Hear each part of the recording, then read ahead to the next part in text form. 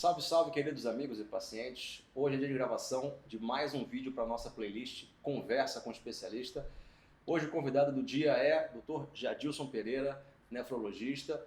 Eu sou Adolfo Bahamonde, cirurgião geral e oncológico, e o tema do vídeo de hoje é doença renal crônica. Solta a vinheta.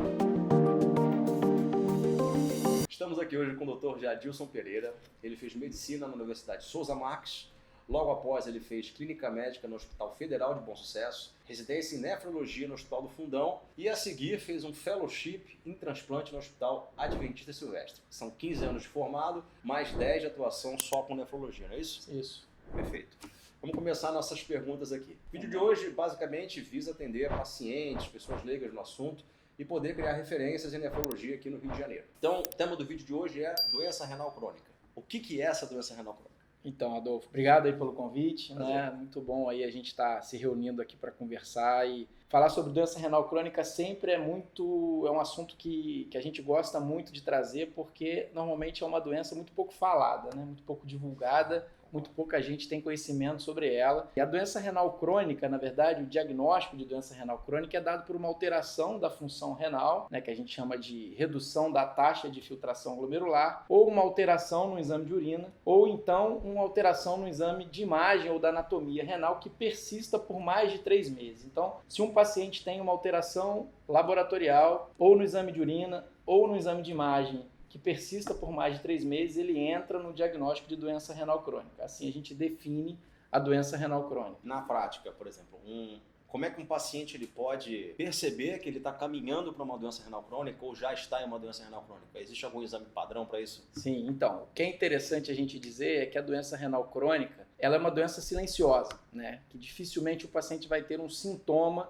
quando essa doença está principalmente nos estágios iniciais, que é onde a gente precisa fazer esse diagnóstico e precisa intervir para poder evitar o avanço da doença. Como a gente falou, é uma doença crônica. Quando estabelecida, a gente não consegue curar essa doença. Então é importante que medidas sejam adotadas para a gente poder retardar ou avançar dessa doença. Se a gente for falar mundialmente, estima-se que aproximadamente 10% das pessoas tenham esse diagnóstico. E no mundo inteiro, as duas principais causas de doença renal crônica são hipertensão e diabetes. Então, até mesmo antes de falar de um exame, é importante a gente falar do histórico familiar. Então, se na família já existe alguém com doença renal crônica, ou se o paciente possui hipertensão, diabetes, obesidade, síndrome metabólica, a gente orienta para que esse paciente ele busque um atendimento e tente entender como está a função renal dele. Quando a gente vai buscar esse diagnóstico, a gente pode se basear em 2 exames muito simples, que são exames de sangue e de urina. No sangue, normalmente, a gente dosa a creatinina, que é um marcador de função renal, um exame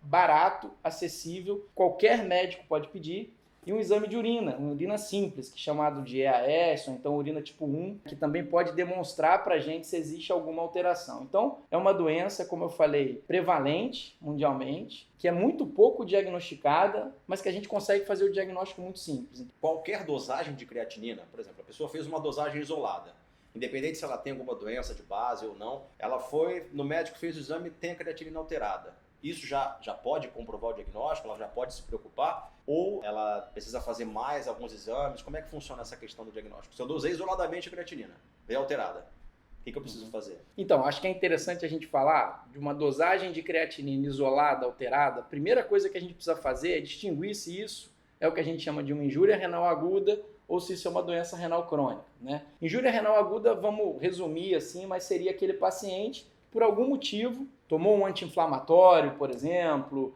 fez um uso de um contraste no exame contrastado, ou até mesmo, por exemplo, agora na Covid a gente vivenciou bastante injúria renal aguda, né? Paciente que é saudável, mas tem uma infecção mais grave, acometimento de órgãos, e aí o rim acaba sendo acometido e ele entra em injúria renal aguda. Então, uma alteração isolada de creatinina, ela indica que alguma coisa está errada e a gente precisa avaliar aquilo para saber se aquilo é agudo ou crônico. Quando a gente fala de cronicidade da doença renal crônica, como eu falei, o principal critério é temporal, né?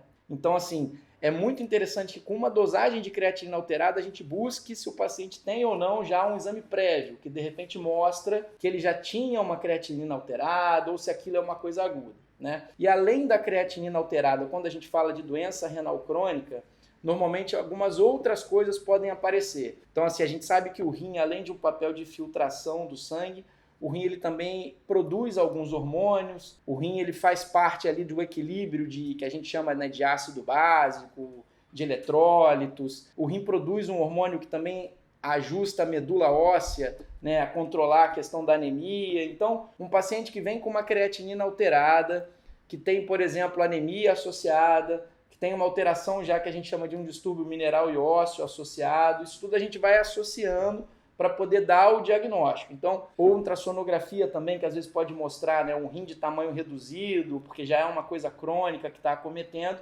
Então, quando a gente tem essas alterações, e como eu falei anteriormente, né, a cronologia ali maior do que 3 meses dessas alterações, a gente dá esse diagnóstico.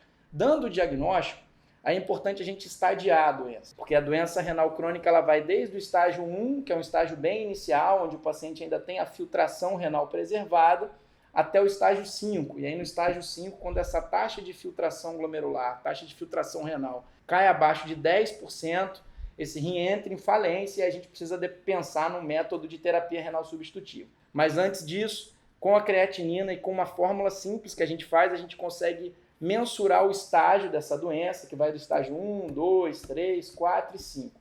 E de acordo do momento que a gente faz o diagnóstico, do estágio que o paciente está ocupando, a gente consegue ali organizar o tratamento conservador para evitar a progressão dessa doença. Então a gente vai ter que controlar efetivamente a hipertensão, controlar efetivamente o diabetes, controlar, por exemplo, se aparecer acidose, controlar se aparecer anemia, e com isso tudo a gente consegue frear, vamos dizer assim, o avanço dessa doença até o estágio que a gente chama de final, que é quando realmente o rim deixa de funcionar e de exercer essas funções. Então você está me dizendo que o rim, quando você entra em falência com o rim, você não perde só a questão da excreção de algumas substâncias do corpo. Você tem uma alteração crônica que impacta nos hormônios, na calcificação dos ossos e também na questão da filtração de algumas substâncias, né? Sim. Então, o nefrologista ele entra em qualquer momento da doença tentando impedir ou retardar a evolução dela. Sim.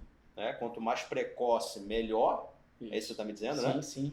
É importante também para o diagnóstico essa questão que você falou, temporal, né? Então, uma dosagem isolada de creatinina não significa nada. A princípio, deve-se acompanhar esse paciente que teve uma dosagem isolada por algum período e ver se realmente, de fato, ele tem, além da creatinina alterada, alguma outra coisa, que seria, por exemplo, né, uns achados de imagem do rim, esse tipo de coisa. Isso. Perfeito.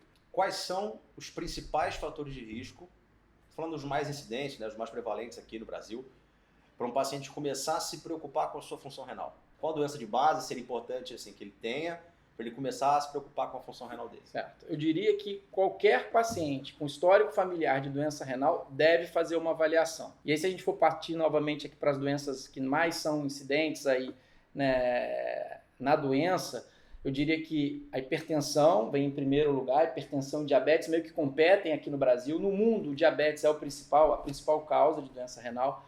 No Brasil, a hipertensão e o diabetes elas estão ali páreo a páreo, mas muito também porque muitos pacientes acabam diagnosticados como hipertensos e por isso desenvolveram doença renal, mas às vezes eles perderam o time de fazer um diagnóstico e aí eles acabam entrando na conta da hipertensão. Mas assim, por exemplo, pacientes muito jovens que estão muito hipertensos, dificilmente a doença renal desse paciente vai estar associada à hipertensão, né? Muitas das vezes o que ele tem, na verdade, é uma doença primária do rim e pelo rim ter entrado em falência, ele vai virar um hipertenso. Né? Entendi. Entendeu? Então, muitos pacientes aqui acabam entrando no diagnóstico como hipertensos, mas que, na verdade, a gente sabe que a hipertensão foi ali uma consequência e talvez não a causa. Mas se a gente parar para analisar, então, diabetes e hipertensão ali como primeiras causas. Depois, essas doenças primárias do rim, que a gente chama de glomerulopatias, né? Que podem estar associadas, por exemplo, a infecções virais, como HIV, hepatite C, sífilis, ou até mesmo podem ser doenças primárias do rim. Existem algumas doenças genéticas também, que podem levar à doença renal crônica. Acho que a mais conhecida é a doença renal policística. Existem também os cálculos renais, as infecções renais de repetição, que podem acabar ali, de alguma maneira, levando aquele rim ali a uma lesão crônica. Né? Não é o mais frequente, né? Infecções urinárias mais comuns são infecções baixas, que a gente chama de cistite, às vezes até pielonefrites, mas que não vão comprometer a função renal, mas existem também os casos crônicos de pielonefrite, e a mesma coisa em relação ao cálculo renal. Né? O cálculo renal é muito doloroso, todo mundo que tem nunca esquece, mas dificilmente o cálculo vai estar associado à disfunção renal, né? À insuficiência renal crônica. O cálculo é uma doença renal, mas na grande maioria das vezes o que ele leva mesmo é a dor, né? E aos episódios de crise. Mas não é uma doença que sempre vai evoluir com disfunção crônica do rim. Mas, assim, pacientes que também apresentam litíase, é interessante que procurem um nefro para poder entender como está, né, a doença renal. Às vezes, uma doença do rim pode ser a causa do cálculo. Também, exato. Também perfeito. tem essa possibilidade. Né? Paciente que tem cálculo, normalmente, assim, cálculo de repetição, que a gente diz, né? Um paciente que acha um cálculo numa ultrassonografia, que nunca teve crise, a gente meio que leva aquilo ali de maneira mais de observação mesmo. Mas um paciente que faz cálculo de repetição, histórico de repetição, provavelmente a gente busca ali um distúrbio que a gente chama metabólico na urina, e ele deve excretar um pouco mais de cálcio, ou de ácido úrico, ou de oxalato, que são substâncias que predispõem ao cálculo. E aí a gente consegue tratar, minimizar, alterar essa excreção aí não normal dessas substâncias e diminuir a chance dele fazer cálculo, né? Hipertensão, diabetes, doenças genéticas, por exemplo, a doença renal policística, as doenças primárias do rim, que são chamadas nefrites, né, pela população, nefrite, tive uma, mas que são aí as doenças glomerulares, infecções e cálculo. Acho que basicamente a gente fecha as principais causas de alteração e doença renal. Você consegue colocar de uma forma para um leigo entender quais são as fases de evolução da doença renal? Ou é muito específico? Não, dá para a gente separar. E como eu falei, a gente faz isso baseado num cálculo, né? Existe uma fórmula que a gente joga o valor da creatinina. Então, mais uma vez, acho que é interessante a gente pontuar em cima da creatinina, que é um marcador. Não diria que é o melhor marcador. A gente já tem marcadores mais precoces. A creatinina ela acaba aumentando no momento que a gente percebe ser um pouco mais tardio, mas sem dúvida nenhuma é ela que é levada à beira do leito, é ela que é utilizada ali de maneira prática. Então, acho que tendo uma creatinina, a gente consegue jogar isso numa fórmula, e essa fórmula dá pra gente, vamos botar assim para entendimento que fica fácil, uma percentagem, né? Então, a gente joga uma creatinina e acha uma taxa de filtração glomerular de 80%. Então, a gente diria ali que esse paciente ele já tem uma doença renal, no estágio 2, por exemplo. Se a gente joga nessa fórmula e essa fórmula calcula pra gente essa taxa de filtração glomerular está ali em 15%. Então, quando essa taxa cai de 15%, o paciente entra no que a gente chama de estágio 5 da doença, ou seja, é o estágio final. Ali o paciente a gente já tem que começar como nefrologista a tentar programar a vida dele dali para frente. Ele está chegando próximo a precisar de uma terapia de substituição renal. Então, a gente, de repente, precisa fazer uma fístula para preparar para hemodiálise, ou treinar para fazer uma diálise peritoneal, ou até mesmo tentar preparar para fazer um transplante, que a gente chama de pré-emptivo, né? Antes dele realizar a diálise.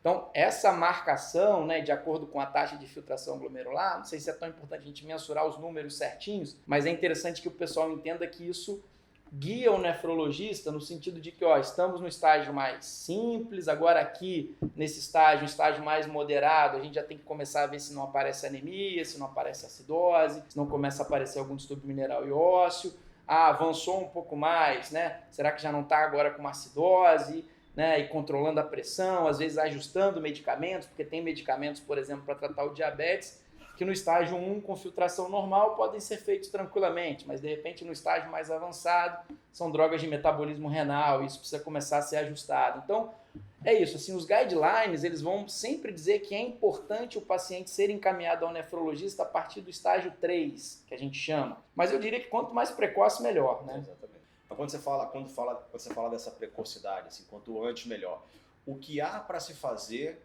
para tentar reverter a doença? O cara chegou para ti, você diagnosticou, ele é o estágio 1, o estágio 2, né, da doença renal. Ele ainda tem uma taxa de filtração glomerular alta, né, e não tem nenhum impacto, pelo que você está falando, em outros sistemas e órgãos, né? Ele não está com acidose, ele não está com perda da calcificação óssea, ele não tem outras coisas. O que se pode fazer em nível medicamentoso, ou dieta, ou comportamental, para esse cara retardar ou até evitar a progressão dessa doença? Aí talvez seja um dos pontos mais importantes, mas também mais frustrantes de ser nefrologista. Porque o paciente normalmente chega querendo que você prescreva para ele uma fórmula mágica, né? E não existe. Não existem medicamentos que são prescritos só por conta da função renal. Na verdade, o que a gente vai ter que fazer é prescrever o paciente adequadamente para o controle do diabetes, para o controle da hipertensão. E aí, evitar com que essa hipertensão desregule, manejar os efeitos colaterais. Por exemplo, tem medicamentos antihipertensivos que são muito bons do ponto de vista para tratar a hipertensão ou para insuficiência cardíaca, que são excelentes também do ponto de vista nefrológico para a evolução de doença, mas eles podem dar, por exemplo, um efeito colateral de aumentar o potássio. Então a gente precisa manejar. Então quando o paciente chega no nefro, ele quer normalmente essa resposta, ele quer qual remédio que eu vou tomar agora. E às vezes é muito frustrante quando você fala para ele, olha, você vai continuar com esses remédios, mas a gente vai ter que talvez manejar um ou outro, apertar mais a mão aqui no outro para poder ajustar melhor essa pressão, ajustar melhor esse diabetes. Então você tem que passar para ele, o que a gente tem que fazer é controlar esses fatores. O avançar da doença vai depender muito de controlar esses fatores. Então, adequar a hipertensão, diabetes, perder peso, se alimentar bem, fazer atividade física, então adequar a dieta quando houver necessidade. Então o nefrologista ele vai fazer esse papel, ele não tem um medicamento assim milagroso. Existem até uns medicamentos que a gente prescreve muito, né, que é para poder, por exemplo, reduzir proteinúria ou microalbuminúria, a gente acabou não falando disso, mas isso também é um ponto interessante que recentemente até entrou na classificação da doença renal. Então hoje em dia a gente considera tão importante quanto a taxa de filtração glomerular ver se o paciente tem o que a gente chama de albuminúria ou não.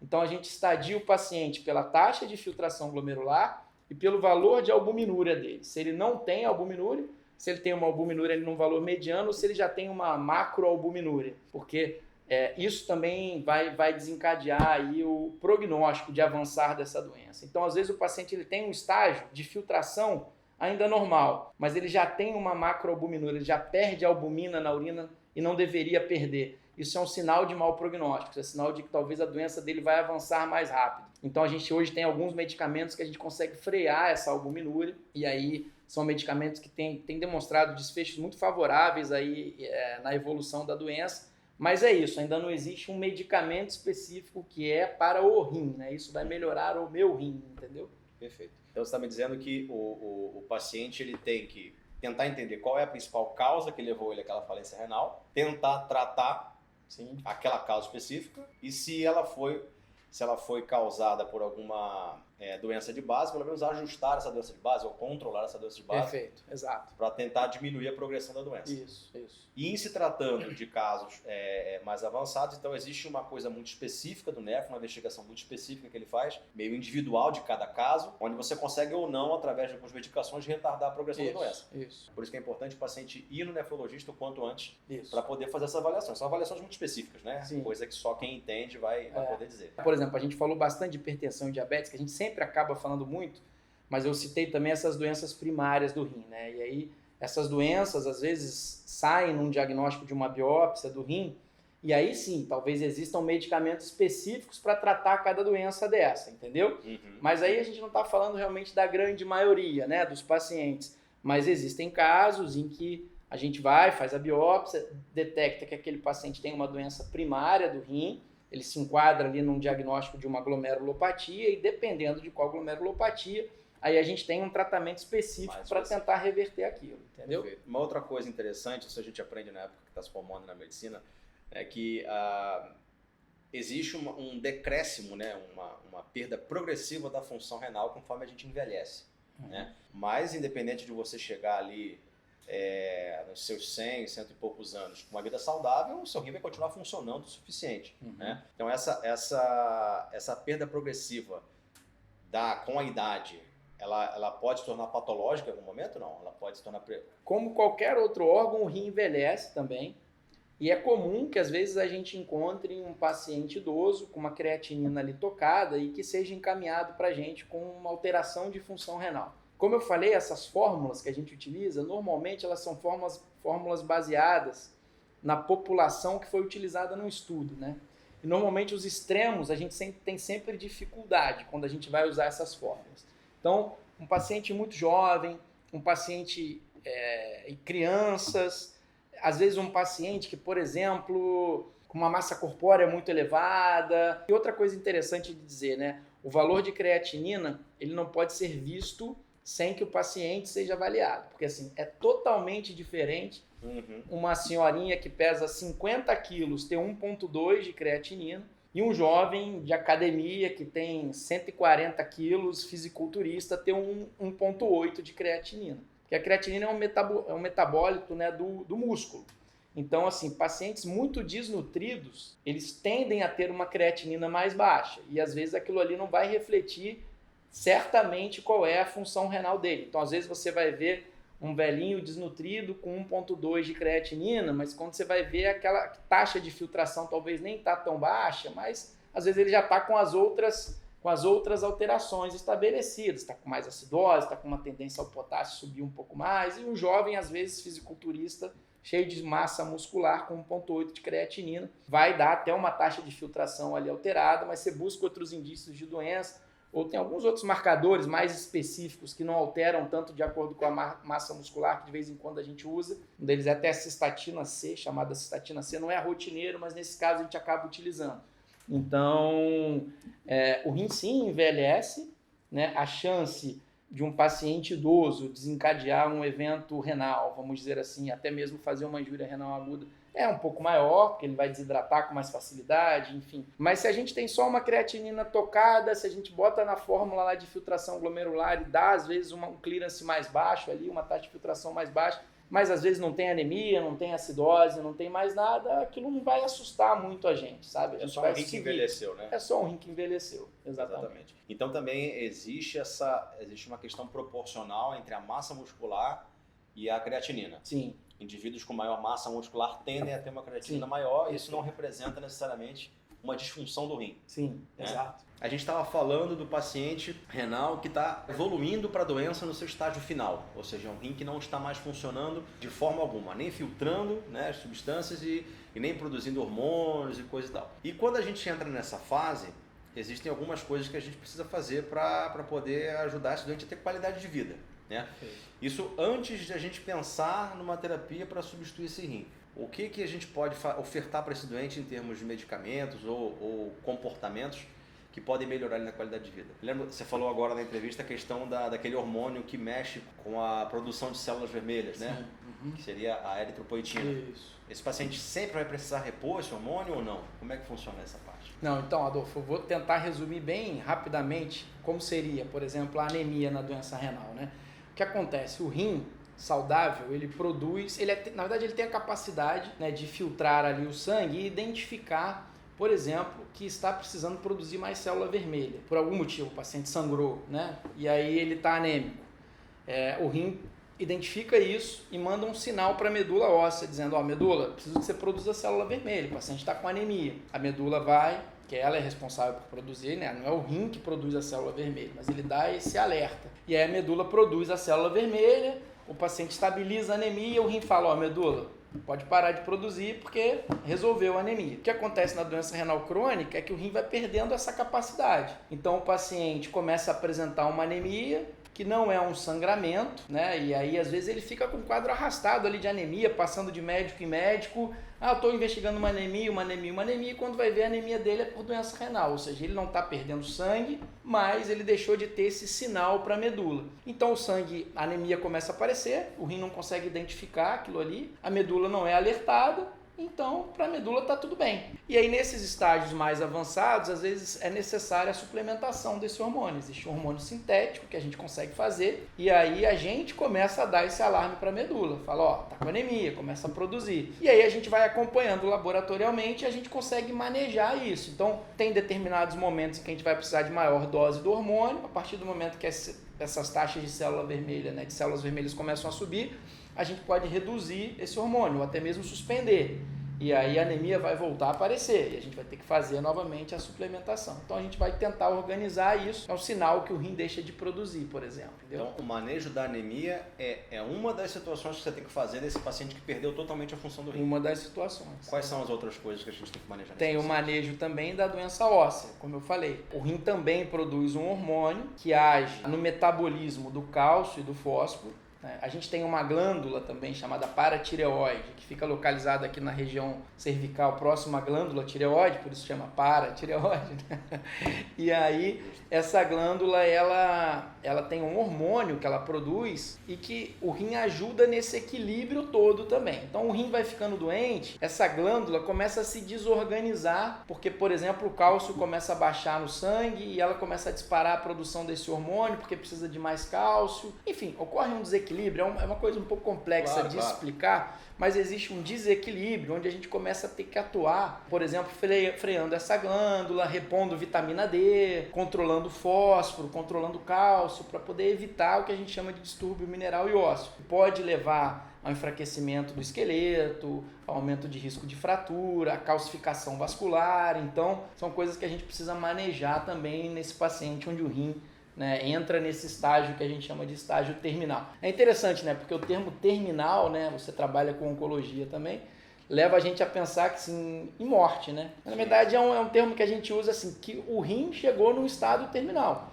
E o rim é um órgão vital, né? Se ele chega nesse estágio terminal e a gente não consegue instituir uma terapia de substituição renal, o paciente vai evoluir ao óbito, sim. Por isso esse nome rim terminal, né? Porque é um órgão vital que entrou em falência. E aí é o momento onde a gente tem que definir essa terapia de substituição renal que a gente chama. Quando você fala terapia de substituição renal, o que isso significa no popular? Então, quando a gente fala em terapia de substituição renal, a gente tem 3 possibilidades, né? A hemodiálise, que é o tratamento popularmente aí mais conhecido, aquele onde tem aquela máquina, tem um filtro, o sangue passa pelo filtro, é devolvido para o paciente. Tem a diálise peritoneal, que é uma outra modalidade de diálise.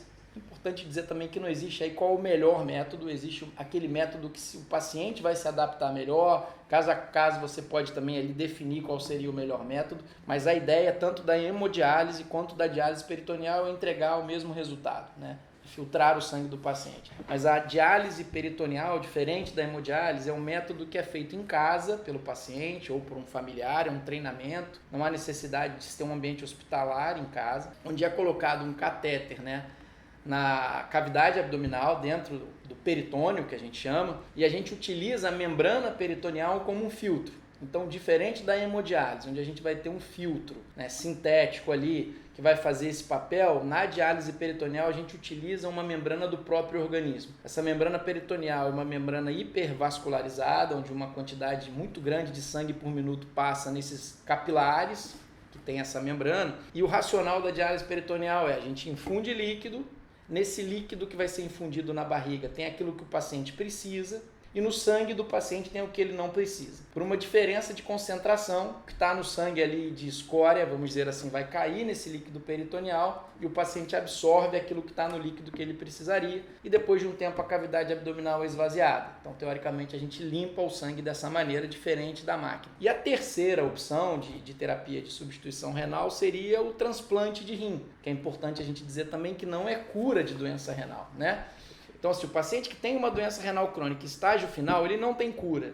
Ele tem 3 métodos de tratar essa doença. A hemodiálise, a diálise peritoneal ou o transplante de rim. O transplante de rim, a gente sabe que é das terapias aquela que proporciona a melhor qualidade de vida e a melhor sobrevida para o paciente, né? Os pacientes que transplantam, eles têm uma vida com maior qualidade, se aproxima mais do normal, vamos dizer assim, do que aqueles que se mantêm em método de diálise. Mas também é importante dizer que o transplante não é para todo mundo e que a gente tem indicações específicas, né, do transplante, da hemodiálise e da diálise peritoneal. Acho que nessa nossa primeira conversa, né, que é uma ideia mais generalizada, o que é interessante de mensagem é que o paciente, quando chega nesse estágio, a gente precisa definir com ele o que a gente vai fazer. E uma outra coisa que é interessante é que o paciente ele não está taxado a um método só. A gente pode migrar entre esses métodos e adequar. Às vezes um transplante não vai bem, ele volta para um método de diálise. Enfim. Você tem uma qualidade com o transplante e você tem outra qualidade com a hemodiálise ou a diálise peritoneal.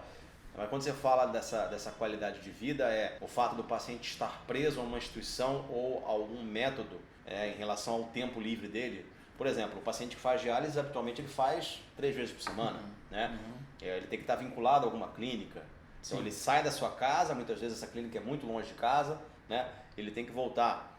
E a diálise peritoneal pode ser feita em casa, um pouco mais confortável, mas precisa de treinamento, como você disse. E o cara do transplante renal, o paciente que evolui para o transplante renal, ele não vai precisar mais desses métodos, né? Ele acaba não precisando mais nem da hemodiálise nem da diálise peritoneal, mas ele tem algum outro porém. Sim, exato. Para que o transplante funcione, né? Por isso não é uma cura, porque se fosse cura ele ia transplantar, ia para casa e tocava a vida dele. ele vai continuar vinculado a um tratamento, a um médico, a uma instituição, e ele obrigatoriamente vai ter que tomar medicamentos, né? Então, na verdade, ele muda a forma de tratar, né? Mas não deixa de ser um tratamento. E o aumento na qualidade de vida, eu acho que eu associaria que é muito mais fácil tomar um medicamento, né, diariamente, do que você ter que ir a uma clínica, por exemplo, de diálise e ficar lá durante 4 horas, no mínimo 3 vezes por semana.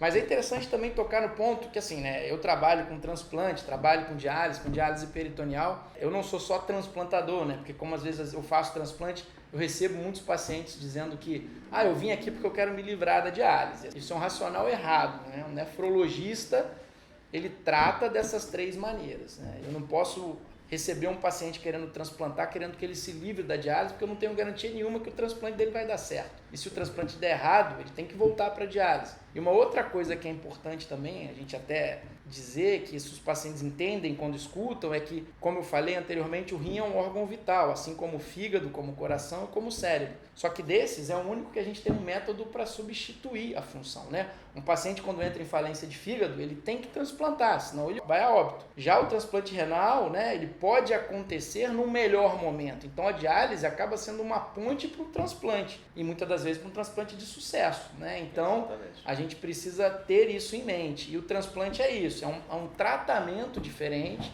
são medicamentos, são outras questões que a gente tem que manejar diferentes daquele da diálise. Mas às vezes tem pacientes que estão muito bem adaptados em diálise, seja o método qual for, e eles não querem transplantar, porque assim, a minha vida, eu estou tocando ela aqui, eu estou produzindo, eu estou trabalhando, eu tenho meus filhos, eu tenho minha família.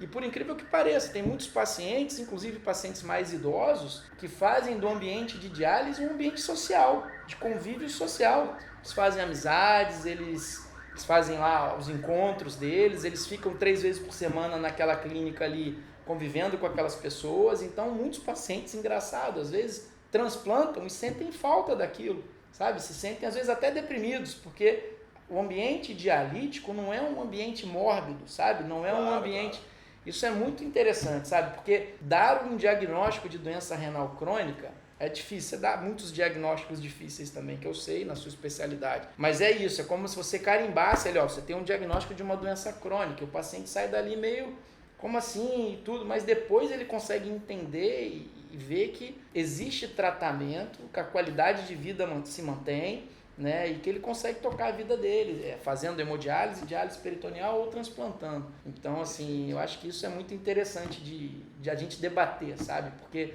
a diálise é quase que uma sentença de morte, quando na verdade isso é completamente o oposto. Se a gente não dialisar, a gente vai estar submetendo aquele paciente a um desfecho ruim, né?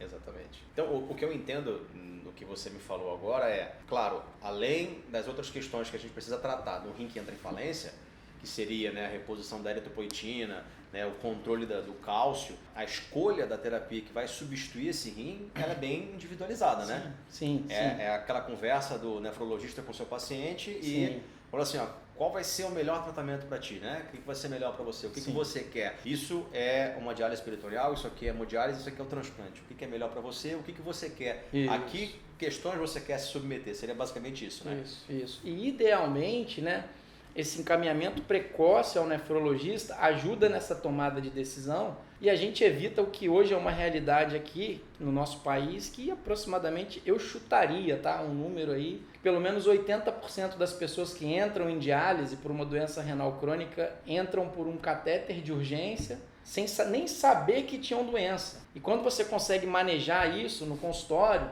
você prepara o paciente, você pode confeccionar um acesso vascular para ele poder fazer hemodiálise, pode implantar o catéter de Tenkopf, treinar ele eletivamente, começar a diálise peritoneal, e você pode até transplantar ele antes dele precisar fazer um método dialítico, né? Mas isso só vai acontecer se o paciente for para o nefrologista, né? Então, infelizmente, hoje a grande maioria da nossa população, né, não tem às vezes a oportunidade de ter uma operadora de saúde, né? No SUS, a gente sabe que esse segmento, esse tratamento conservador é muito difícil, e o que a gente vê nas unidades de diálise com muita frequência é receber paciente que chegou no hospital passando mal, Acordei num dia pior do que eu estava vim ali me arrastando num quadro que não estava muito legal. E um dia eu acordei pior, fui parar no hospital, fiz um exame, uma creatinina altíssima, uma ureia altíssima, ganhei um catéter, comecei a dialisar e agora eu tô aqui. Então, isso a gente precisa tentar mudar esse cenário. E a Sociedade de Nefrologia, a Sociedade, né, de Nefrologia do Estado do Rio de Janeiro, todo ano a gente vem tentando cada vez mais incorporar isso, trazer isso. Mas mundialmente se criou o Dia Mundial do Rim, que é um dia, né, no ano que se para falar do rim, né? Existe um professor que é da UF, que é o professor Josemir Lugon, ele criou uma frase de muito impacto, mas que é muito interessante, que uma creatinina alta é pior que o colesterol alto, te mata mais do que o colesterol, né? E tem um outro professor que até se intitulou como Edson da creatinina, aqui do Rio de Janeiro, que ele defende, né, com unhas e dentes, que a creatinina seja implementada como exame básico. Qualquer exame que o médico vai pedir, você vê hoje cada vitamina aí sendo pedida, né? Vitamina disso, vitamina daquilo, e um monte de... E não pede uma creatinina, que aquilo ali vai dar uma informação, dá uma diferença muito grande lá na frente, né? A mortalidade de uma creatinina alterada é extremamente alta, né? É uma doença letal. Então, assim, se não fizer diagnóstico, você não consegue fazer essa condução, né? E às vezes retardar, porque às vezes você recebe um paciente no estágio 3 e ele fica 30 anos, às vezes, em tratamento conservador. Agora, o que acontece realmente na grande maioria das vezes é que o paciente, às vezes, está indo ali, creatinina tocou, aí não deram muito valor, não deram muita atenção. A gente já falou aqui anteriormente, né? Hipertensão e diabetes são as principais causas, né? Não cabe um paciente 10 anos fazendo um tratamento de diabetes e nunca ter dosado a creatinina e a albumina na urina, né? E isso a gente vê com muita frequência, né? Infelizmente. É isso, assim, acho que de maneira geral, né, a gente conseguiu conversar um pouco sobre pontos que eu acho muito interessantes aí. Se você tivesse que deixar uma mensagem hoje para um paciente que tem fatores de risco para a doença ou para a população geral, enfim, o que você diria? Bom, então assim, como mensagem final, eu diria para qualquer paciente hipertenso, diabético, com algum histórico de doença renal na família, peça ao seu médico que dose a sua creatinina, que te peça um exame simples de urina, para que possa se avaliar a saúde do seu rim. Acho que assim você vai estar ganhando muito, porque se a gente consegue precocemente fazer esse diagnóstico, a gente consegue, pelo menos, né, postergar a evolução da doença e o início de uma terapia de substituição renal. Então, eu acho que o diagnóstico precoce é fundamental. E a gente só vai diagnosticar dosando a creatinina, mais uma vez, né? E fazendo um exame de urina. Foi um prazer, hein, cara? Boa, maravilha. Essa foi a conversa com especialistas sobre doença renal crônica, Dr. Jadilson Pereira. Vou deixar aqui embaixo na descrição do vídeo, telefone para contato, rede social, tudo mais. Quem tiver interesse, precisar de nefrologista, extremamente recomendado aqui no Rio de Janeiro, tá? Grande abraço, até o próximo vídeo. Obrigado, um abraço.